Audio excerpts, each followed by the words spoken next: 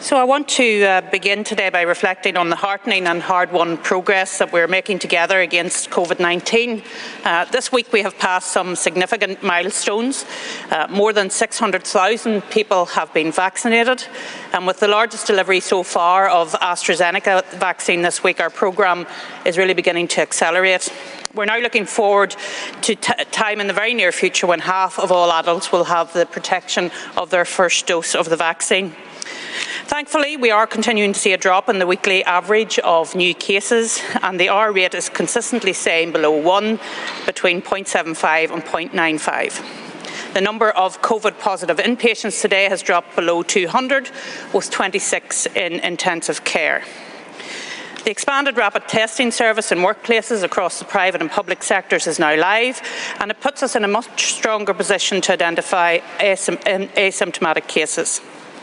For our businesses and service providers, it will help them build in higher levels of resilience, which will be vital as we move into the recovery stage of this pandemic. I would urge all those in the private sector to get involved in registering your interest with the Department of Health in respect of testing. So, as I've said on many occasions before, as well as the health crisis, COVID has delivered significant damage to our society and the economy.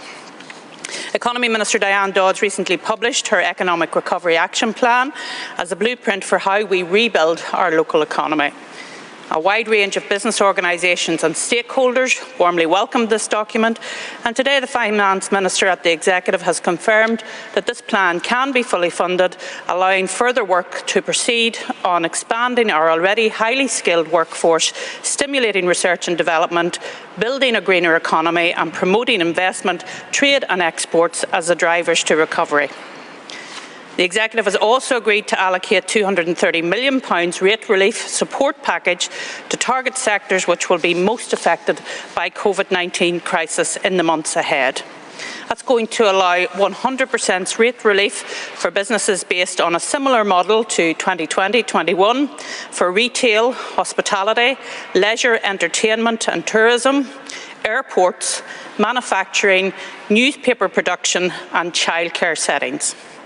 This builds on the previous rate support package and means that many businesses here will receive 100% rate relief for another 12 months. The Executive is extremely mindful of the difficult times being faced by local businesses, and our local travel agency businesses have been hit hard by this pandemic. So next week we plan to open a limited time-bound scheme which will provide flat rate payments of £3,500 and £10,000 to eligible businesses. Also at the Executive today we had a useful and productive discussion on the full-time return of school children to classrooms. As you know, this is our top priority as we step on the pathway out of restrictions. And I'm sure we all felt uplifted by the happy scenes of our returning P1s, P3 pupils this week. I've heard from so many parents of tears of joy, both for the children and the parents, as they rejoined classmates and restarted their little lives again back at school. So today we have decided those year groups should keep attending school, along with preschool children, right up until the Easter break. Next Tuesday at the 4 weekly review, we will provide further details on the full return to school for all of our other pupils. More immediately, this Sunday marks our second Mother's Day in this pandemic, where many of us will be relying on cards, phone calls and online messages to carry our love and appreciation. Some of you will be in a household bubble or perhaps be a care home partner, and so you will be able to have face-to-face contact. But I would ask everyone, whatever your situation, to take as much care as possible and follow the health guidelines to the letter.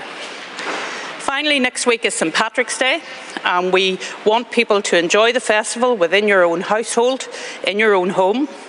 Departments continue to collaborate around the situation in the university area, and we will continue to have those conversations over the coming days. Please be responsible and please do not break the law. So the formal restrictions review will take place next Tuesday, and the Deputy First Minister and I will have more to share at that stage.